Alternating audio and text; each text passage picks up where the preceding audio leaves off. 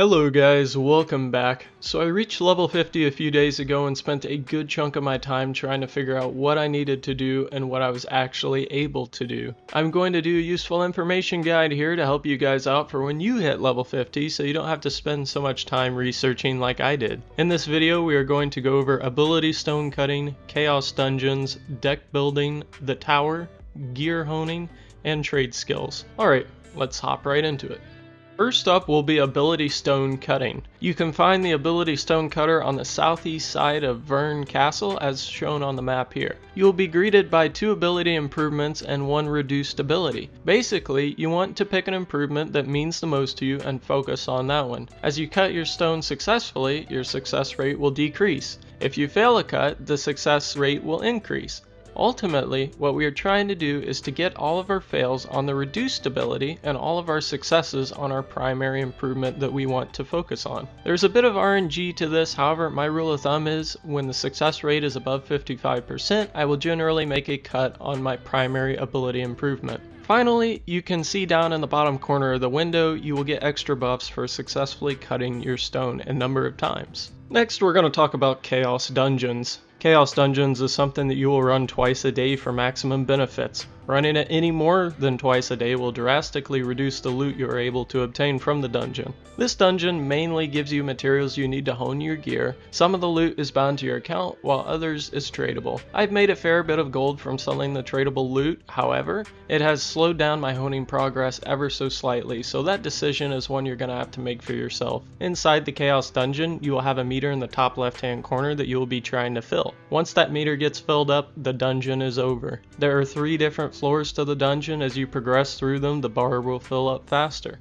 Ultimately, you want to reach the final floor as soon as possible so that you can use the rift cores. After destroying the rift cores, you will gain a buff and spawn a group of mobs. After killing the group of mobs, another rift core will spawn. Repeat this process until you have finished the dungeon. I will say this now before we move on, this dungeon has been one of my favorites by far. It is super fun. Alright, let's go over card decks. First off, you can open your deck by pressing Alt+C. Card decks are another way to buff your character. There are many different types of sets to use, each giving their own bonuses. You will collect cards over time by just playing the game, but every once in a while I like to stop in and check to see if I can build a better deck. You are able to use 6 cards in a deck, with most cards requiring you to use 2 or 3 cards of the same group to get the set bonus. The card bonuses are mainly just revolved around damage reduction, but it can really add up once you start to get several cards of the same set. Next up will be the tower. The tower is super simple and will let you some cards early on by doing it. You can only do so many floors of the tower determined by your gear level, and it is super easy stuff. Not much else to explain here. It takes 5 minutes. Go run it, do it, get some easy rewards out of it. It'll be worth your time for sure. We will now be going over gear honing. This is incredibly important as it is basically how you improve your gear score. Past level 302, you will have to hone your gear in order to buff it and increase your gear score.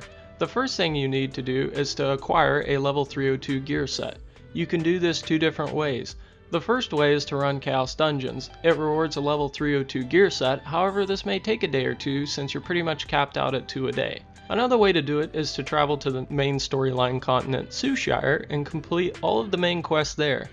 Once all the main quests are completed, you will be rewarded with a full level 302 gear set. Now that you have your 302 gear set, let's work on honing it. Honing each piece of gear is a 2-step process. On the first step, you will press the upgrade button and add the required amount of harmony shards. As a side note, harmony shards are a reward from Chaos Dungeons. In the second step, you will need to fill the stone requirement, also a reward from Chaos Dungeons. See the trend here? Gear honing is almost like the second step to Chaos Dungeons. After you fill the second requirement, you can proceed to the second screen where you will be greeted by your honing success rate. As you hone your gear, the success rate will decrease. By using the additional material, you will increase the success rate of the hone. It is not something you need to worry about for your first handful of levels, but will eventually become something you have to work with. Finally, let's hope you see that successful hone screen and you can check out the new stats on your gear. Finally, let's talk trade skills. This one will be short and sweet. Going out and harvesting will net you materials needed for all kinds of stuff. The problem with it is that you are limited by work energy. You can switch to your harvest mode by pressing B, and the green bar is your work energy. Work energy is used every time you use one of your trade skills. This could be foraging, logging, mining, etc. The main thing here is that you need to keep using your work energy so it's not going to waste, so that you can get materials and level up your trade skills. With the crystalline ore, you should regenerate your work energy every 2 days or so, as it replenishes 33 energy every 10 minutes. To get started, find the trade skill tool merchant on the west side of Vern Castle. Purchase all of his tools and right-click them in your inventory.